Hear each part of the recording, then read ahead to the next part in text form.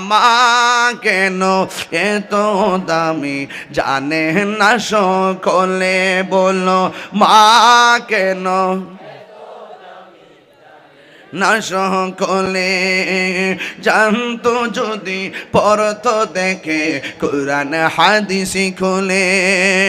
একটি হজের সওয়াব মিলে, একটি হজের সওয়াব মিলে, মাকে একবার দেখিলে দেখিলে।